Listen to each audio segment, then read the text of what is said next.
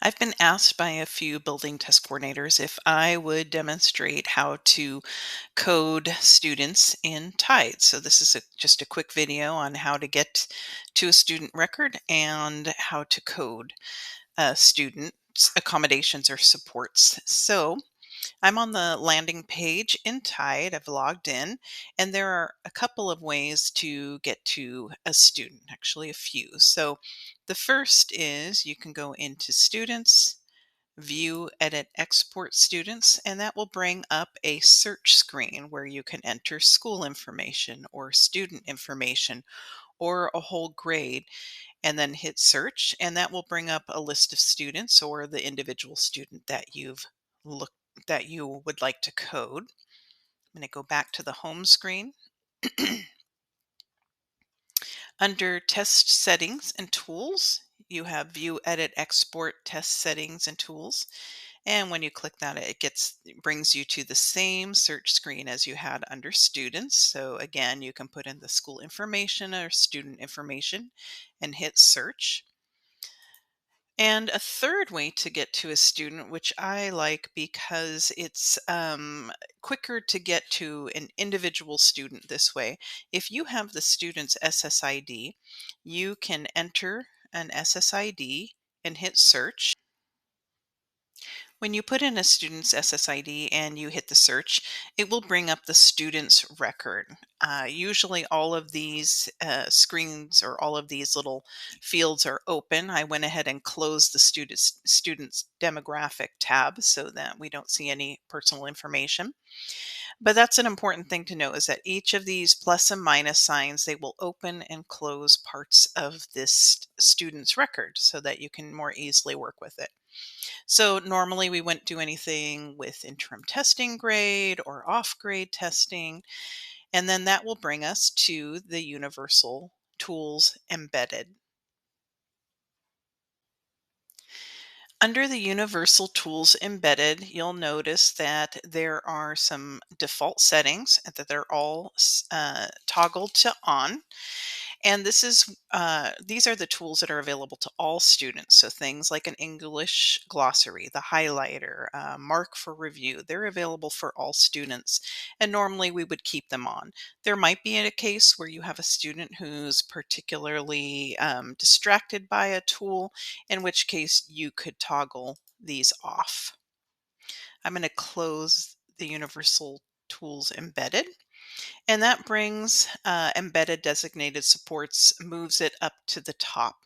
So you'll notice that there are certain settings that are defaulted in here, such as the color contrast. You're going to have black typeface on top of white background, but there are some other options here. And for some students, that might be an important tool for them. Other things are toggled on or off, such as masking or streamlined interface. Um, Here you will find the text to speech, and there's a couple of rows text to speech on or off for student responses. So the students can have their responses read aloud to them. You can put it on or off for all parts of the test. Text to speech for test content is a little bit more unique in that it has some options. So if we look at the ELA PT or math or science, you can choose it on for items, stimuli, and items. And you'll notice for the ELA CAT, though, we have the designated support as only items. So that would be available for any student that a teacher feels would receive value from it. But under accommodations in this, even though we're in embedded designated supports, you'll see that for ELA CAT, there's an accommodation for stimuli and plus items. The stimuli in this case refers to reading passages. So if you have a student with text to speech excluding reading, you would want to make sure that you're only checking items here. For the PT, the math, and the science, I would still default to stimuli plus items because these tests are not measuring the student's reading comprehension. Only the ELA CAT is. All right, and once you have set the embedded designated supports for a student, you can close that window, which will move the non-embedded designated supports up to the top. And you'll notice that here there are only drop-down menus available. And under once you hit that arrow to show the drop-down menu, there is a number of options available that you can scroll up or down to. They are in alphabetical order, so you'll notice that none falls right in the middle of the list. So be sure to scroll both up and down to look at your different non embedded designated supports. You can check multiple features here. So a student that may have more than one non embedded designated support will have all of them showing. Once you've selected those, go ahead and close that, and that brings up the embedded accommodations. Again, here you'll see that you have some toggle on off switches, such as, American Sign Language or closed captioning. There are also some drop down menu items. So in this case, it's print on demand has as an accommodation. You can print the items, the stimuli, which would be reading passages, or both.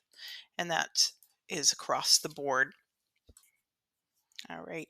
And I'm going to close this one. One thing to note on this student does have speech to text set to on. That was already in the student support, so I'm not going to touch that, and I'll show you how I exit out of here without saving in a minute. Then we go to our non-embedded accommodations, and again, that's that drop-down menu with some options both above and below where none is. So be sure to scroll to the tool or accommodation that you need. And that would be it. We don't use online Braille settings, so that would not be anything we need, or the student participation or rosters. So now I've set my accommodations and I want to either save or cancel. You'll notice that these options are also available up above, save or cancel. Cancel will exit out without saving anything, obviously. Also, the red X here will also cancel without saving anything. So that is a quick review of how to set an accommodation for a student.